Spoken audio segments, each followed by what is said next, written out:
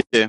Donc comment je me suis formé? Bah, déjà à l'époque quand j'ai commencé à jouer, il y avait pas grand-chose, on va dire. Il y avait enfin on se formait en se basant sur, les connaissances qu'on avait, les amis qu'on avait, on discutait entre nous de coups et cetera. Ça, c'est vraiment comme ça que j'ai commencé le poker. Je ne connaissais absolument rien du jeu et j'ai appris, par un ami qui commençait à jouer de manière un peu plus professionnelle et qui m'a dit: «Oh beh, viens, ça peut être intéressant». J'y ai vu du potentiel, du coup, je me suis mis, entre guillemets «en groupe» avec lui et d'autres gens et on s'est entre guillemets tous, entraidés pour se former. C'était pas un groupe très, très grand, mais on se retrouvait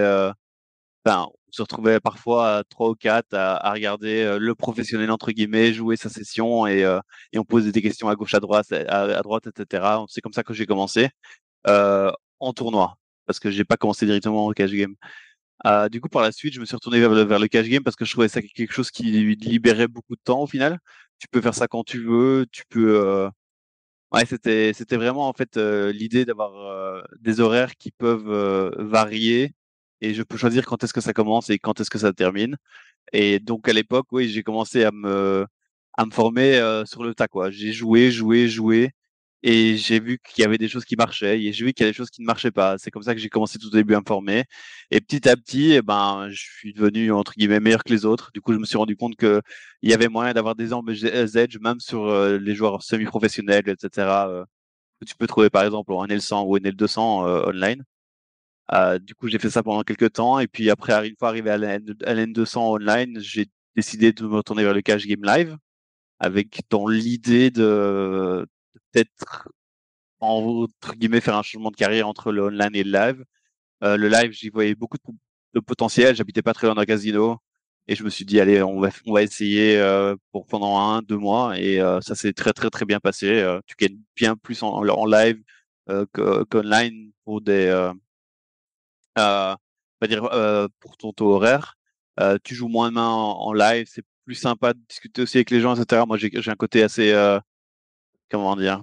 Heu, assez facile avec les gens. J'ai le côté assez facile, j'ai la discussion facile, et cetera. Les gens en général aiment bien m'avoir à table parce que c'est toujours sympa de discuter. On peut parler de tout et de rien. Je discute pas trop de poker à table, hein. Je discutais déjà pas trop de poker à l'époque, mais aujourd'hui encore moins. Mais ouais, donc on avait beaucoup de enfin voilà, moi j'ai commencé à me faire des amis et cetera, dans le cercle du cash game live et du coup entre nous de nouveau, on s'est entraidés, on a parlé de coups, à gauche à droite, on se posait des questions, c'est comme ça au final que j'ai appris à bien jouer en cash game live et du coup par la suite, j'ai refait la transition entre le cash game live et le cash game online en juste, avant le Covid, il y avait pas encore le Covid, mais je me suis dit: «Allez, je vais tenter, une petite année ou quoi de cash game online». Bah, du coup, là, j'avais déjà une bankroll assez conséquente. Du coup, je me suis dit: «Je vais jouer, bah, les grosses games». Bon, j'ai fait 10-15 jours de NL200 juste pour revoir si tout fonctionnait bien, on va dire et quand j'ai vu que tout allait bien et que le niveau n'avait enfin, pour moi que je battais le field, j'ai commencé à jouer de plus en plus cher et après 2 mois, j'étais reparti sur les grosses limites, bah, du point .fr et un peu du point .com. À l'époque, je jouais aussi beaucoup le point .fr. Là, pour se former, ben, il y avait déjà un peu tout ce qui était solver et cetera, tout ce qui était, on va dire game theory et cetera, ça avait déjà bien bien plus évolué, et du coup, j'ai commencé à un peu regarder par moi-même. Je suis pas trop un mec qui prend du coaching, je suis pas trop quelqu'un qui va regarder beaucoup de vidéos ou ce genre de choses. Je suis plus quelqu'un qui apprend sur le tas, qui voit comment les gens voit ce que les gens font et entre guillemets, «j'adapte tout ce que les gens font» et enfin, je le synthétise et pour en faire entre quelque chose à ma sauce, quoi.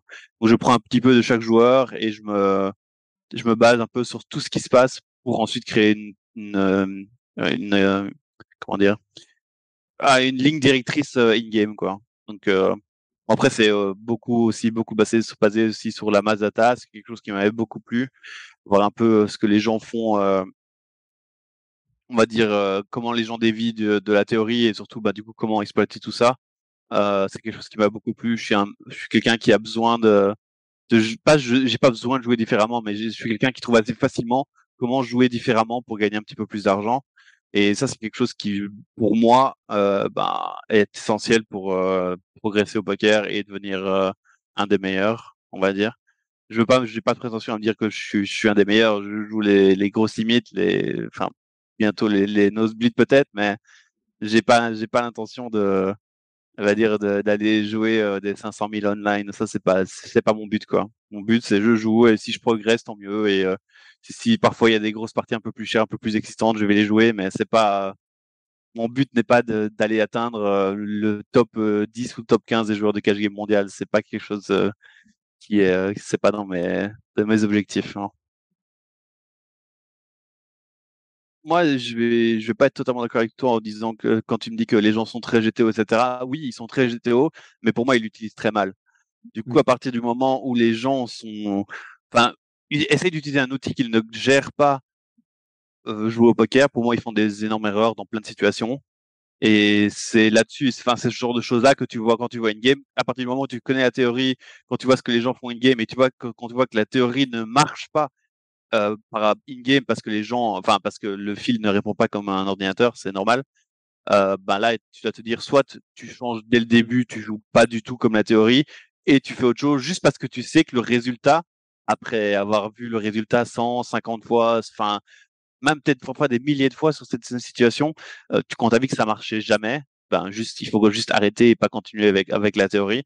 Et ça, il y a beaucoup de joueurs de mid qui font les erreurs de rester justement très très théorie oriented, on va dire, pour jouer et bah ça marche pas si bien que ça, quoi. J'ai un bon exemple pour ça, c'est bah, là, moi je coach mais que en privé sur des joueurs, on va dire je les prends sur le long terme, ça peut être 4 ou 6 mois et là, le dernier que j'ai, c'est un joueur de mid stakes 1-2 et 2-4 Winamax, principalement 1-2. Je lui ai dit d'arrêter de jouer à 2-4 parce que pour l'instant, je voulais consolider son jeu en 1-2, en 200 du coup. Et bah, moi, je me suis vite rendu compte que tout ce qu'il faisait, ben, c'était des trucs qu'il avait vus en théorie, mais qu'il appliquait, soit qu'il appliquait mal, soit il les appliquait pas entièrement. Et finalement, ces end stories, elles ont juste aucun sens en fait. Ça, il voit que ça marche pas une fois, voit que ça marche pas deux fois. Pourquoi tu continues? Ce genre de choses. Ça, c'est comme ça que moi, justement, j'ai fait l'inverse. J'ai vu que ça marchait pas une fois, j'ai vu que ça marchait pas deux fois, j'ai changé. Et ça, c'est un peu comme ça que j'ai appris le poker, du coup. C'est en adaptant ma stratégie en fonction des résultats que j'ai eu in-game sur des situations que j'ai eu 100, 200, 500 fois, tu vois. Et après, ça nécessite d'être attentif aux tables, ça nécessite de pas jouer trop. Et aussi, c'est fatigant c'est comme chose, quoi. Parce que quand tu n'es pas en mode ordinateur, ton cerveau réfléchit beaucoup plus, tu es beaucoup plus vite fatigué et du coup, potentiellement jouer trop longtemps, c'est pas bon pour toi, quoi. Alors, la masse data pour moi, c'est quelque chose qui est très très fort, mais pas sur les high stakes. Genre sur les parties que je joue, les mecs ne dévient quasiment pas ou peu enfin, dans les situations. Bien sûr, moi, ce que j'aime beaucoup analyser, c'est les profils, on va dire, indépendamment. Donc, c'est quelque chose que je fais assez régulièrement. C'est que, bien sûr, j'ai des milliers et des milliers de mains sur certains profils. Il y a des choses qui sont assez récurrentes euh, sur ces joueurs-là, et c'est là-dessus que je me base pour, entre guillemets, créer une stratégie très stratégique de jeu, quoi. Je vais me focaliser sur la théorie, je vais me focaliser sur les profils et l'analyse des profils que j'ai fait auparavant. Et c'est comme ça que je vais créer une stratégie. Tout ce qui est mass data pour les grosses games, ça, pour moi, ça n'a pas d'intérêt, ça ne sert, ça sert à rien. Ouais, c'est une question intéressante. Moi, ce que j'aime beaucoup voir en mass data, c'est quels sont les spots overbluffés et quels sont les spots underbluffés. Et ça, ce sont des choses que tu retrouves, on va dire, beaucoup en mass data. C'est les informations intéressantes. Ouais, je vais pas spécialement parler de spots en général, mais on sait qu'il y a un exemple assez récurrent, c'est que les gens adorent bluffer les overcards, par exemple. Et ça, ce sont des spots qui vont être très très souvent overbluffés et qui le sont pour moi toujours overbluffés en high stakes, quoi. Donc les gens ne savent pas directement que ça vient overcard sur le flop, à la turn ou à la river. Les gens ne savent pas juste give up, ils doivent tenter de bluffer pour faire folder deuxième ou troisième paire. Et ça, c'est pour moi, c'est des choses qui sont assez récurrentes et du coup, ça j'utilise. Après, tout ce qui est mass data, ouais, au flop, etc., oui, hein, il y a des trucs que j'utilise. Par exemple, les pourcentages de fold sur SI flop. Les flops hauteur race, enfin, les mecs ne flottent pas assez et sideboard par exemple, tu vois. Et donc du coup, tu peux stab quasiment en range sur les flops A6X, quoi. Ce genre de choses qui sont assez intéressantes, surtout quand moi je coach les joueurs surtout du coup de low stakes. Je dis attention, je dis low stakes, mais pour moi la low stakes c'est la NL100, la NL200 enfin NL100, 200, 400. Pour moi c'est ce que j'appelle low stakes. Après c'est micro stakes, quoi. Donc sur ces joueurs-là, je leur dis toujours quand il y a des spots où les mecs overfold, ben juste c'est bête tout, quoi. Alors tu vas gagner de l'argent, réfléchis même pas, ça simplifie ta stratégie. Ça a été prouvé par des centaines de milliers ou même des millions de mains en mass data. Juste fais-le, tu gagneras de l'argent, tu vois. Et c'est le genre de choses qui sont, enfin, c'est des conseils entre guillemets simples, mais quand tu les appliques fois 100 000, fois 200 000 mains, ben tu gagnes beaucoup plus qu'avant de l'avoir appliqué, quoi. Voilà. Ah ouais, ouais. Bon, il y a deux choses. Le leak pur que je vois même juste sur les showdowns, sur les ND Stories qu'on m'envoie, etc., sur tout le point .fr. Le plus gros leak, c'est que les mecs, ils callent n'importe quoi. Ils réfléchissent, ils callent tout et n'importe quoi à la river, dans une tonne de spots. Il y a des spots récurrents où, bah, même comment résumer ça? Il y a beaucoup de situations où je me retrouve à me dire, ok, là il va jamais fold, ok, là il va jamais fold, sans même savoir ce qui va se passer. Je sais que si tu bêtes la turn, le mec va jamais passer. Si tu bêtes la river, le mec va jamais passer. Et pour moi, continuer à miser la turn en bluff alors que tu sais que le mec ne va jamais passer, c'est une énorme erreur, tu vois. Ce genre de choses, et c'est ultra récurrent chez les profils que je coach. Ils ne savent pas se dire j'arrête de bluffer, tu vois. C'est déjà soit quand il bluffe, il réfléchit pas à quel combo, quels sont les meilleurs combos à bluffer, et puis du coup ça bluffe un peu tout, et en face du coup ça colle un peu tout aussi parce que, enfin pour moi c'est les coups en low stakes sur le point .fr, c'est du grand et n'importe quoi, c'est du grand n'importe quoi sur allez quoi 95% des mains, c'est du grand n'importe quoi. Les gens font n'importe quoi, mais du coup comme c'est n'importe quoi contre n'importe quoi, au final celui qui fera le moins n'importe quoi gagnera, quoi. Ok.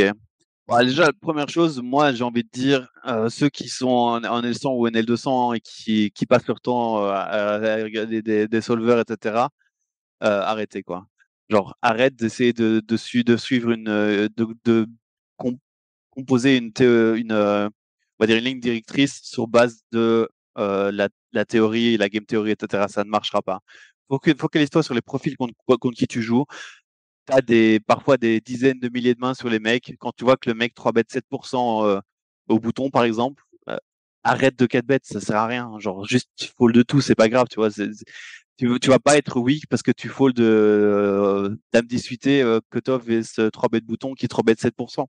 Non, tu seras pas weak, tu seras pas exploitable. Là, c'est justement toi qui exploite le field. Et donc, du coup, moi, première chose que j'ai vu tout le temps, c'est, ah, là, je peux pas folder. Si tu peux folder. Et c'est le genre de league tout le temps. Ah oui, là, du coup, je suis obligé de call. Non, t'es pas obligé de call. Réfléchis juste à quel genre de profil tu joues, etc. Donc, bon, pour moi, si je dois synthétiser quel est le plus gros leak des joueurs de low stakes, donc entre la 100 et la 400, c'est de pas assez réfléchir.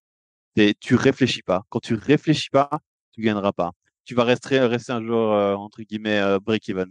Le- Pour donner un exemple, bah, je reprends de nouveau l'exemple du dernier joueur que je coach.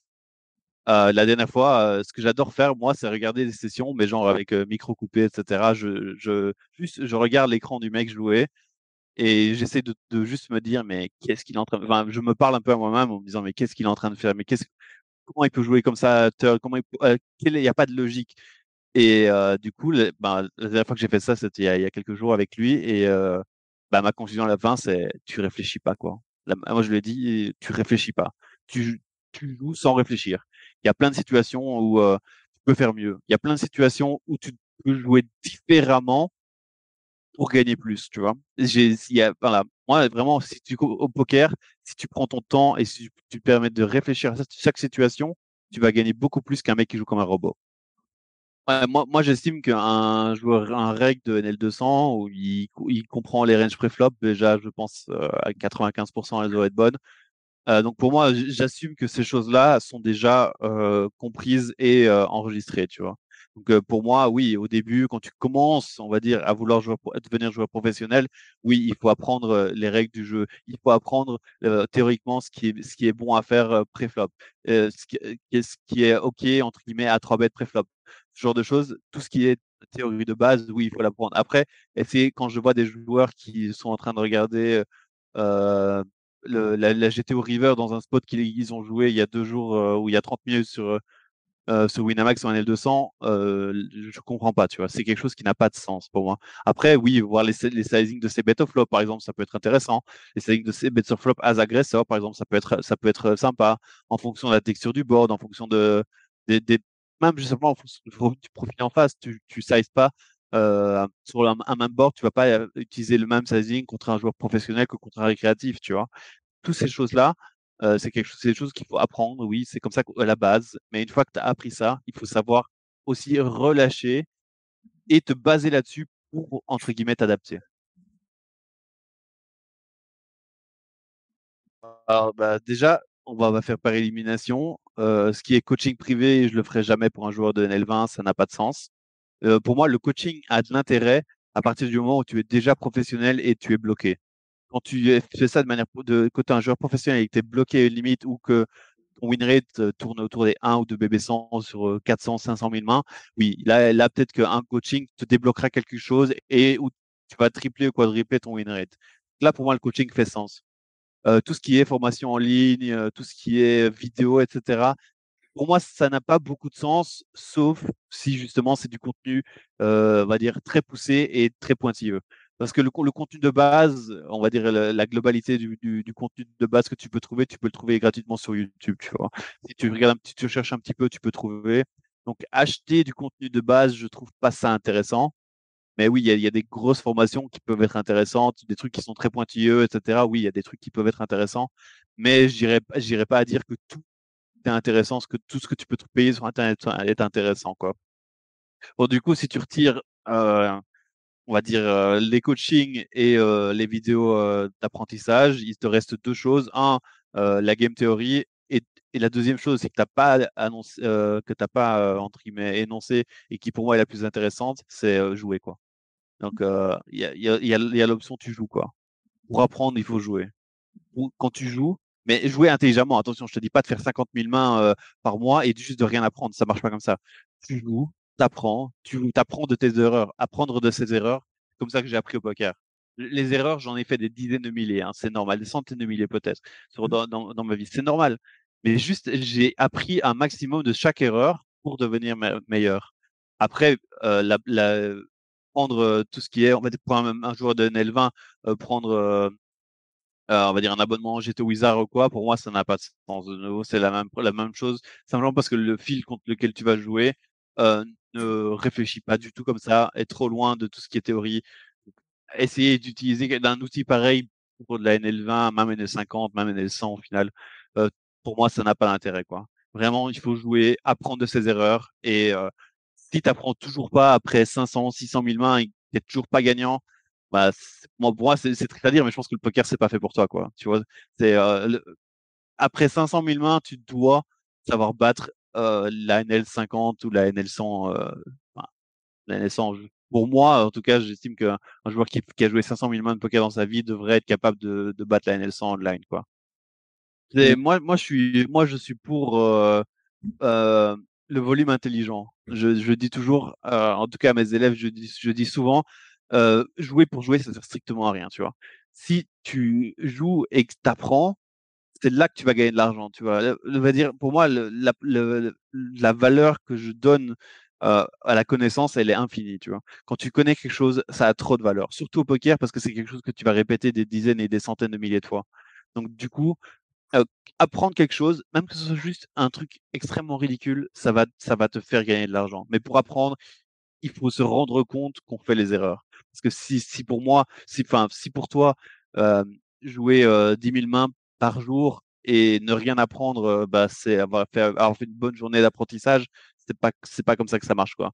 Tu joues 2000 mains, tu réfléchis surtout aux situations qui t'ont ennuyé sur ces 2000 mains, tu essaies d'aller un peu plus loin, tu essaies de poser des questions à gauche, à droite, tu envoies les end stories à quelqu'un qui est plus qualifié que toi, etc. Ça peut être des très bons outils pour apprendre. Là, moi, mon dernier élève, il m'envoie, allez, sans déconner, je pense que je review entre 80 et 100 mains de l'élève par semaine il m'envoie quoi. Donc il m'envoie une tonne, une tonne, une tonne. Et c'est moi qui lui ai dit, envoie-moi-en, je veux que tu me montres des trucs. Ah, montre-moi ce que tu fais pour que je puisse te dire ce que tu fais de mal. Et, et c'est comme ça que ça va rentrer. Après, bien sûr, il m'envoie 3 fois, 4 fois, 5 fois la même main avec la même erreur. Je lui dis, enfin, apprends quoi. Genre, c'est fini maintenant. Tu l'as fait 4 fois, tu l'as fait 5 fois, tu me l'as remontré 12 fois. Arrête maintenant, tu vois. Et bon, je peux te donner un exemple qui me vient en tête justement par rapport à ça.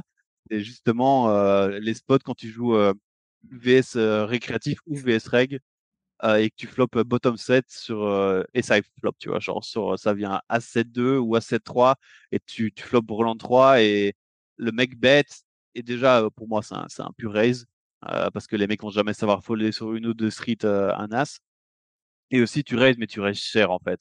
Et c'est genre un truc qui va te faire gagner 3-4 bébés à chaque fois au flop, de plus que si tu avais raise, je prends un exemple, le mec s'est bet un tiers et au lieu de raise 3 ou 4x, tu lui fais 6x, tu vois. Et le fait de raise aussi cher, pour moi, tu vas gagner beaucoup plus d'argent sur le long terme. Et ouais, c'est genre un des spots récurrents au poker où je vois les gens soit flat pour slow play ou alors juste raise pas assez cher. Et enfin, voilà, moi, c'est une assez grosse erreur sur ces spots, quoi. Pour l'instant, je t'avoue que ça m'intéresse pas tant que ça. J'en ai entendu parler, etc. C'est des trucs qui sont dans le milieu depuis pas si longtemps que ça, mais on en discute quand même. J'en fais pas trop attention pour l'instant. Moi, ce que j'aime bien, c'est rester dans ma zone de confort et dans mon état d'esprit, dans ma ligne conductrice au poker, tu vois.